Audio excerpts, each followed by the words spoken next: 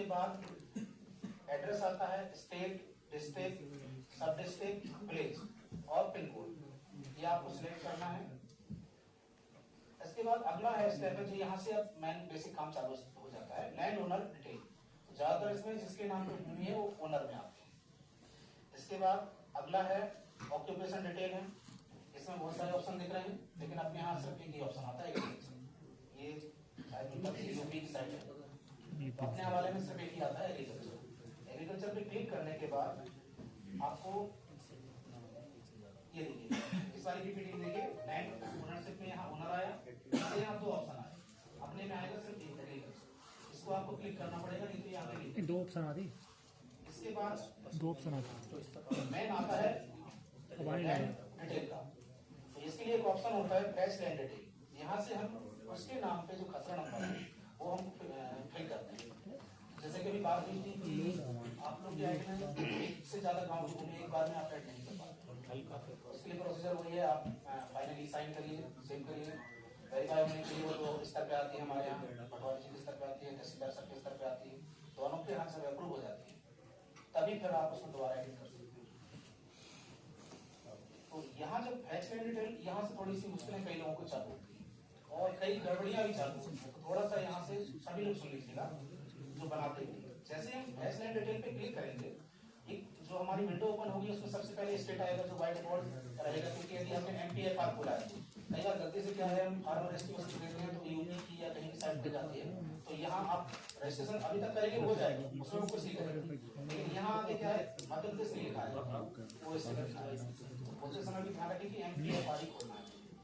तो यहाँ मध्य प्रदेश आएगा, डिस्ट्रिक्ट अपना अपन को सिलेक्ट करना है, उसके बाद आपको सब डिस्ट्रिक्ट सिलेक्ट करना है, उसके बाद विलेज करने के बाद आता है सर्वे नंबर और सब सर्वे। कई लोग यहाँ कंफ्यूज होते हैं, क्या होता है? अब किसी का खसरा ऐड कर रहे हैं तो दो टाइप हो सकते हैं, एक मूल नंबर हो सकता है, बटे नंबर हो सकता है। जैसे हमने कहा उसका 112 खसरा नंबर हो सकता है और किसी का 112/2 हो सकता है, तो चाहे वो बटे 2, 3, 4, तो 112/2/1/4 सभी को हमें सर्वे नंबर नहीं लिखना, सब सर्वे में हमें कुछ भी नहीं टाइप करना, वो खाली रहेगा। इसके बाद हमें सबमिट पे क्लिक करना है। सबमिट पे क्लिक करने के बाद आप जैसा देखेंगे इसमें यहाँ पे देखिए select owner and identifier name आया है, जहाँ पे मेरा कर्सर है यहाँ पर।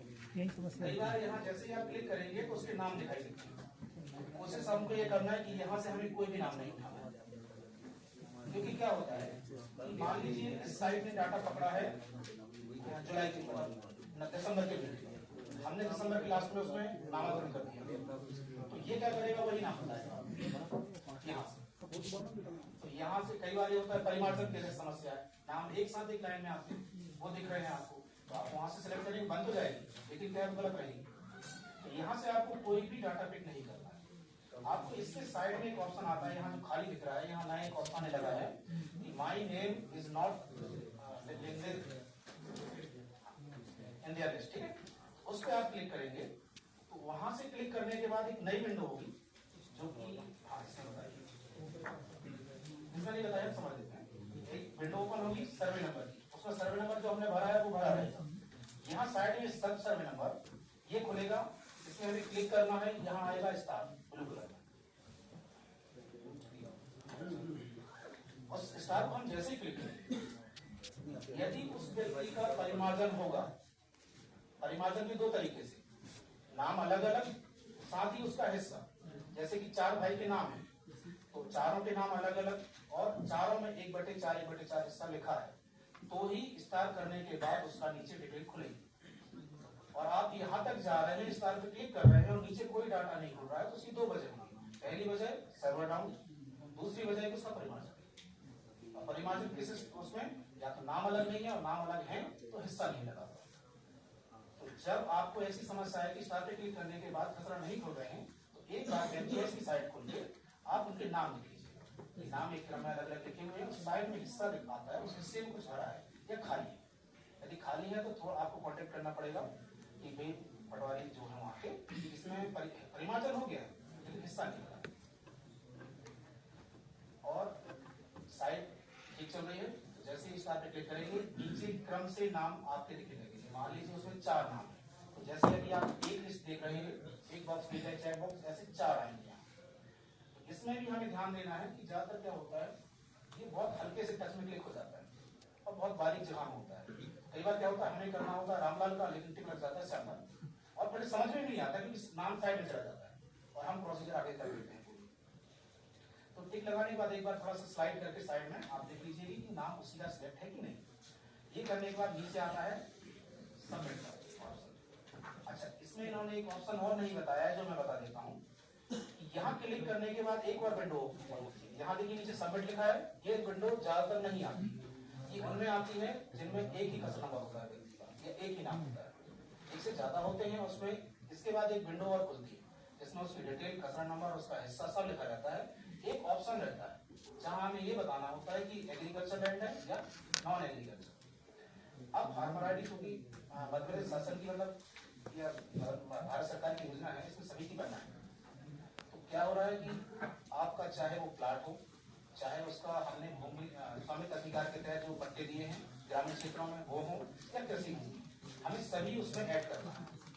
तो चूंकि कृषि भूमि होती है तो हमें एग्रीकल्चर ऑप्शन सेलेक्ट करना है, और यदि वो प्लाट है या आबादी का पट्टा है तो हमें उसमें नॉन एग्रीकल्चर में क्लिक करना है। उसके बाद नीचे जहां सबमिट आया है वहां आ जाएगा ऐड ऑप्शन। ऐड पे जैसे क्लिक करेंगे वो ऐड हो जाएगा और यहाँ इस टाइप से आ जाएगा।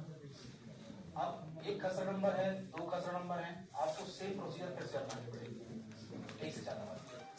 और मान लीजिए एक ही खसरा नंबर है या 2, उसके बाद हमने क्या किया, यहाँ तक आ गया, ये टिक नहीं लगा रहेगा उसमें, सिर्फ यहाँ क्रम से उसके खसरा नंबर जुड़ते जाएंगे, इसमें आप जोड़िए। इसके बाद नेक्स्ट स्टेप होता है कि फैक्स एंड डिटेल की साइड में होता है वेरीफाई ऑल एंड। जब हमें लगता है कि यहाँ खसरे जुड़ गए हैं, अब हमें इसको आगे स्टेप बढ़ाना है, तो हम वेरीफाई ऑल पे क्लिक करेंगे। जैसे ही वेरीफाई ऑल पे आप क्लिक करते हैं, नीचे जितने भी खसरा नंबर होते हैं उन सब में टिक लगा जाता है। इस टाइप का प्रिंट आ जाता है कि वो ऐड हो गए, मतलब ये है कि हम अब आगे बढ़ सकते हैं। यदि हम वेरीफाई ऑल नहीं करते हैं तो आगे के ऑप्शन जो सेव वाला है वो नहीं दिखता है। इसके बाद यहाँ पे कॉन्सेंट होता है, फार्मर कॉन्सेंट, ये आपको क्लिक करना जरूरी है। यहाँ वाला ये और 2 नीचे होते हैं, पहला और दूसरा, ये दोनों कंपल्सरी। ये आप क्लिक नहीं करेंगे तो यहाँ पर सेव का ऑप्शन ना आके सेव एज ड्राफ्ट का ऑप्शन ही आएगा बस। तो जब 3 पे आप ना करें चलेगा, तीसरे पे कुछ जरूरी नहीं, तो आप 2 पे क्लिक कर सकते हैं। उसके बाद सेव का ऑप्शन जो है आपका हाईलाइट हो जाएगा। उसका जैसे आप सेव पे क्लिक करेंगे ये आ जाएगा ई साइन के लिए। ई साइन में क्या है, ओटीपी है, एक बायोमेट्रिक है, तो आपके पास दोनों ऑप्शन उपलब्ध रहते हैं, आप दोनों से कर सकते हैं। ओटीपी चुनेंगे तो आपको आधार डालने के बाद ओटीपी डालना है, बायोमेट्रिक चुनेंगे तो आपका फिंगरप्रिंट करना है। और जैसे ही आप ये करते हैं, यहाँ भी एक चेक बॉक्स है, इसको आप जब तक टिक नहीं करेंगे ये आगे नहीं बढ़ता। तो बस सबमिट पे क्लिक करने के बाद नीचे मैसेज आता है फार्मर आईडी कंप्लीट होने का, और एक मैसेज सामने वाले को पहुंच जाता है।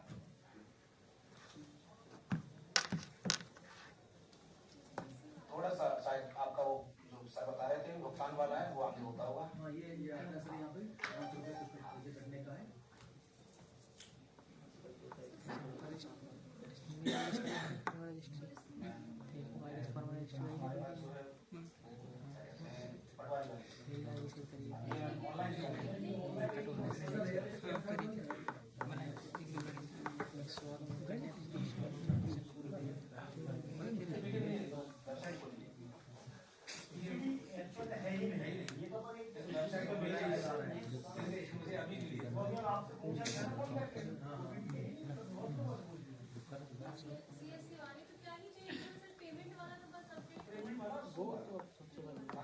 बाकी तो ये वाली पीपीटी है, लॉगिन के बाद तो सेम। जैसे एक बार और चेक कर लेते हैं, ये थोड़ा सा मोबाइल वर्जन में है ये सेम। यहाँ पे ओटीपी आपकी डाली है आपने आधार वाली, फिर उसके बाद यहाँ ओटीपी आएगी, next mobile number, contact number ये खाली है, आप ये क्लिक ओटीपी मोबाइल कार्ड डालेंगे। इसके बाद नेक्स्ट फॉर्मेट डिटेल आ जाएगी, मेल कैटेगरी यहाँ भी बता रहा है, कैटेगरी आपको चुनना है, कैटेगरी है। आप सभी लोगों को ये पता तो है ना कि पहले सिर्फ पीएम किसान वाली को बनानी थी, अब सभी किसानों की अपन को फार्मर आईडी बनानी है। सबकी नॉलेज में है ना? जी अभी पता चला। बना रहे हैं अभी लोगों से बनता है